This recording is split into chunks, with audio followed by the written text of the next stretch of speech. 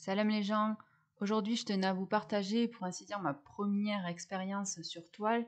Je ne parle pas ici des mini toiles sur lesquelles j'ai l'habitude de calligraphier que vous trouvez déjà en boutique, donc qui sont personnalisables, mais vraiment de toiles un petit peu plus grandes, enfin en tout cas pour cette vidéo, et vraiment avec de la peinture et la technique du pouring qu'on appelle, qui est assez connue, qu'on vous retrouvez partout sur YouTube, enfin sur internet, les réseaux sociaux, etc.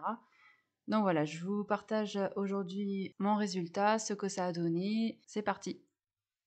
Alors pour ce premier essai, j'ai pris les peintures, les couleurs que j'avais, donc j'ai essayé de homogénéiser un petit peu l'ensemble, donc dans les tons bleu, bleu foncé, bleu clair et argenté. J'ai pas utilisé ici de mélange spécial qu'on utilise parfois donc pour la technique du pouring. J'ai vraiment fait avec mes trois couleurs. Je les ai tout simplement diluées individuellement donc dans un petit pot chacune, avec un tout petit peu d'eau, pas trop non plus pour que ça soit assez fluide, pas trop épais mais pas non plus trop liquide. Et voilà, j'ai appliqué tout simplement chaque couleur l'une après l'autre. J'ai ensuite tracé un petit peu comme la technique du millefeuille avec un bâton pour essayer de dessiner, voilà, pour rendre faire un petit rendu assez sympa. Donc voilà ce que ça a donné ici en vidéo.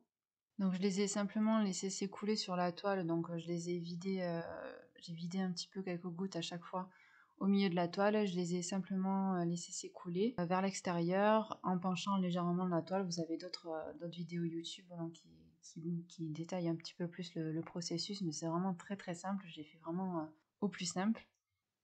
Et voilà ce que ça donne en séchant. Donc en séchant, comme vous pouvez le remarquer sur les photos, ça m'a donné des couleurs beaucoup plus sombres par rapport aux couleurs donc, qui étaient dans la vidéo juste avant. J'aime beaucoup le rendu parce que l'argenté du coup donne un reflet vraiment sympa.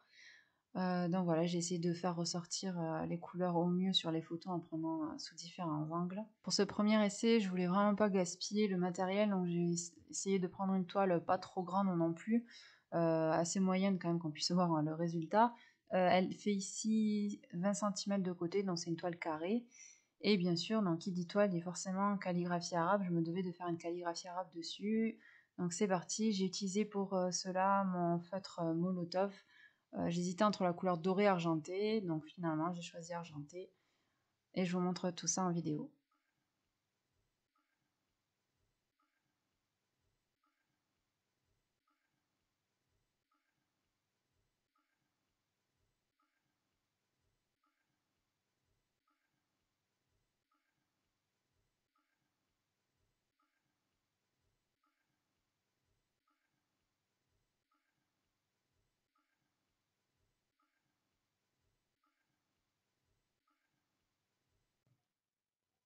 Alors pour ceux qui ne comprennent pas l'arabe ou qui n'arrivent pas à lire tout simplement, parce que c'est un style un petit peu particulier, j'ai essayé de prendre un peu le style diwani à ma façon.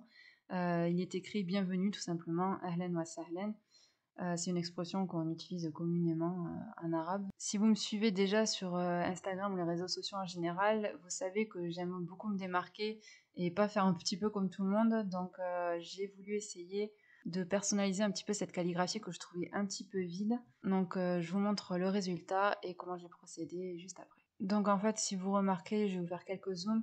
Donc j'ai pas fait de vidéo pour vraiment filmer comment j'ai fait, mais en fait c'est très simple, j'ai utilisé tout simplement mon crayon à papier et je me suis amusée en fait à jouer avec les ombres et les reliefs donc sur chaque lettre, donc qui donne cet effet un petit peu fini à cette toile, donc que j'aime beaucoup.